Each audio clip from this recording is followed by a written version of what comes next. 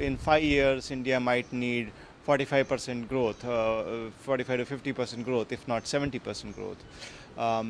If the economic structure remains as it is. But the economic structure in India is changing.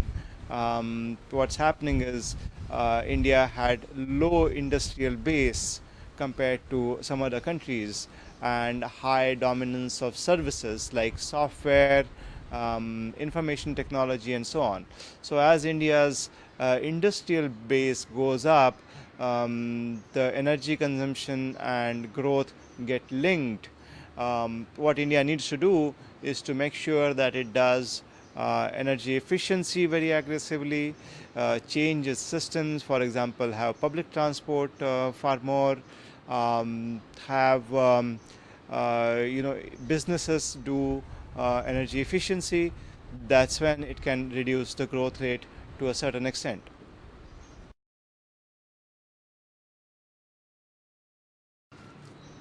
Well, I think power sector contributes to about half of 60% of India's total carbon emissions.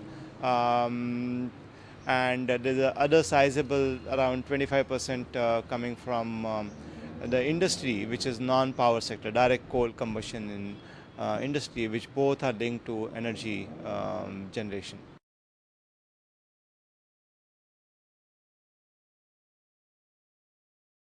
Um, in terms of installed capacity, it's about 10% of electricity installed capacity is renewable. In terms of generation, it's about 5%. And it is government wants to increase it by 1% per year, and government is saying by 2020 it wants to go to 15% of all electricity generation in the country. In India, there are two different processes for financing renewables. One thing is you have renewable energy portfolio standards. So every utility has to buy a particular percentage of renewable energy. So the money comes from electricity consumers directly. The second thing, there's some federal government subsidies in case of renewables, like wind, like solar. You have a national solar mission. For wind, you have feed-in tariff support called generation-based incentives. And third thing, some of the state governments are giving direct subsidies. So you have multiple routes to get this money right now.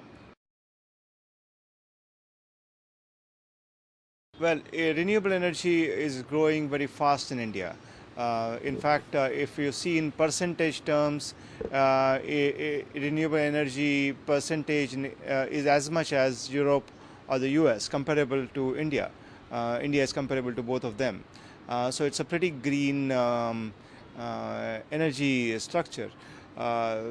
Each year, India is adding about 4 gigawatts of wind, and it has enormous potential for all kinds of private investment, including foreign investment. There were some issues with respect to needing some Indian collaborations and so on in wind. There were some issues, but I think they are being sorted out, and particularly for a direct investment, I don't think there is a requirement to have any Indian content as yet. Just to add to that, in terms of solar, when the government is giving huge subsidy, the government has some requirement in a particular element called a particular kind of solar cell. For if you have other kind of solar cell, there is no necessity to have Indian content.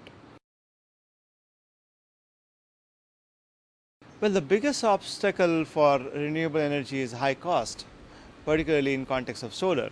But other than that, there are issues of supply chain. Putting in windmills, for example, once we start putting in thousands and thousands of windmills, there are environmental issues that need to be taken care of. There are issues of large amount of land. You need to figure out what to do. You should not be drilling holes where there is water tables. You've got to be careful with those things. So the system is learning all that, and it's going to take some time to learn. But I think that the progress is really very fast and really very encouraging of even addressing these issues. One has to remember that when renewable energy become very big, it can have its own issues, local environmental issues, but they need to be sorted out, and it is being learned right now in India. So there are three major barriers to renewable. First is obviously financial. It is expensive many times.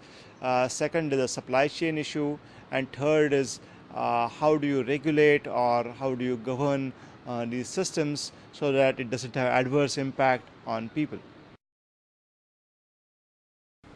Well, in terms of supply chain, let's say take example of putting in solar plants.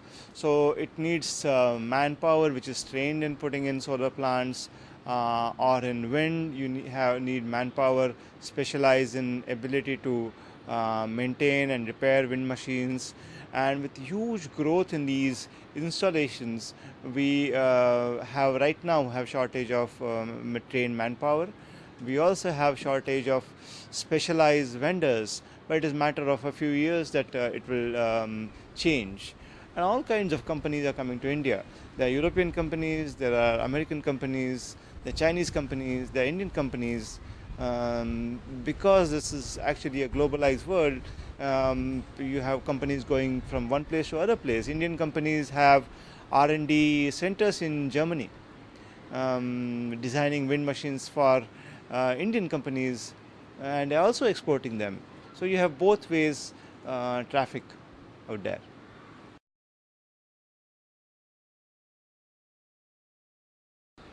Yeah, when you look at India, you got to remember that forget the glitz and glamour of Indian growth.